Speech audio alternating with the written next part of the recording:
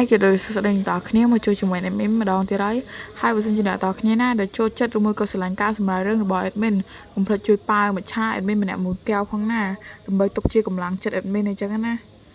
កុំឲ្យខាពេលណាតគ្នាយូរយើងចូលទៅដល់សាច់រឿងយើងបដ ாய் ទៅតើអ្វីនាំឲ្យស្រីស្អាតក្មេងម្នាក់ដូចជាអូនមកទីនេះណែតើអ្នកណាដែលនាំស្រីស្នេហ៍មកហ្នឹងឬមួយក៏នាងដើរចូលមកដោយខ្លួនឯងទេអូខ្ញុំគិតថានាងជាស្រីរបស់ខ្ញុំហើយនិយាយស្អីហ្នឹង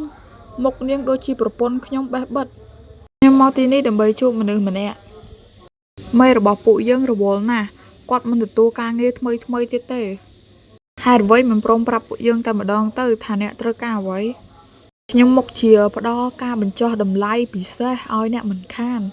អ្នកអាចនិយាយយឺតហើយប្រាប់ពួកយើងពីរឿងទាំងអស់ហ្នឹងបាន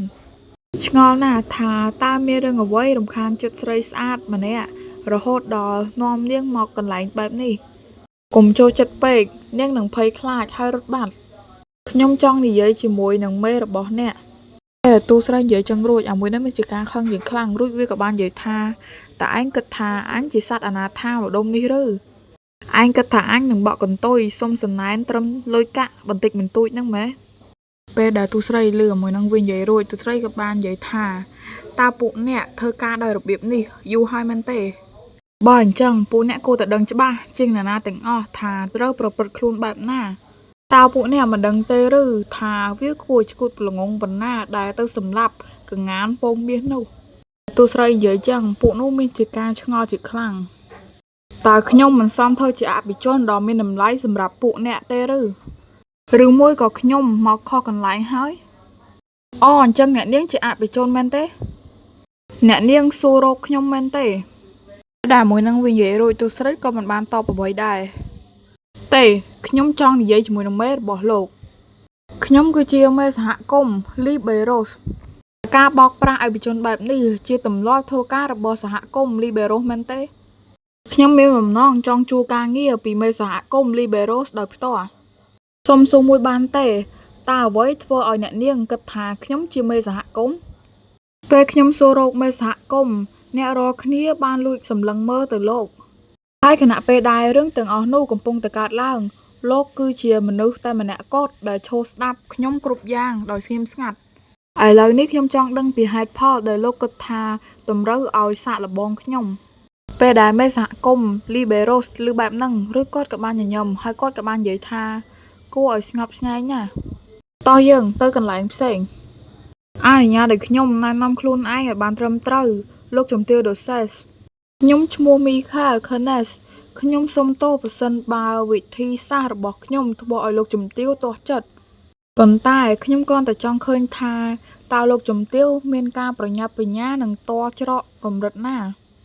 នោះដែលខិតខំប្រឹងប្រែងខ្លាំងដល់ថ្នាក់ហ្នឹងដើររកខ្ញុំគឺត្រូវតែត្រៀមខ្លួនបងថ្លៃតបស្នងឲ្យសមទៅនឹងកម្រិតនៃការតច្រករបស់ពួកគេមានបញ្ហាទេខ្ញុំយល់ថាបែបហ្នឹងមានន័យថាអ្នកមានជំនឿចិត្តថាអាចក្រាបរងរាល់ការងារដែលខ្ញុំប្រគល់ឲ្យបានសហគមន៍ Liberos ពិតជានឹងឆ្លើយតបទៅនឹងទំនុកចិត្តនោះយ៉ាងសមរម្យអញ្ចឹងសូមប្រាប់ខ្ញុំព័ត៌មានលម្អិតនៃសំណើរបស់លោកជំទាវមកកាន់តែលម្អិតកាន់តែល្អខ្ញុំមានសំណើទាំងអស់ចំនួន3ទី1ស្វែងរកកន្លែងមួយឲ្យខ្ញុំនៅតំបន់ Agertha ក្នុងអាណាចក្រ Clanes ហើយខ្ញុំចង់បានអត្តសញ្ញាណថ្មីមួយដើម្បីប្រើប្រាស់ជីវិតដោយបោះបង់អត្តសញ្ញាណបច្ចុប្បន្នចោលនាងរៀបនឹងបោះបង់ត្រកូលរបស់នាងចោលឬតើវាមានន័យថានាងមានគម្រោងចាក់ចេញពីគ្រួសារឌូទី2ខ្ញុំត្រូវការឲ្យលោកបង្កើតអាស្រូវស្នេហាឲ្យខ្ញុំជាមួយនឹងបរិសប្រហែលជា4ឬ5នាក់ពួកគេត្រូវតែជាបរិសដែលអាចទុកចិត្តបាននិងចេះរក្សាការសម្ងាត់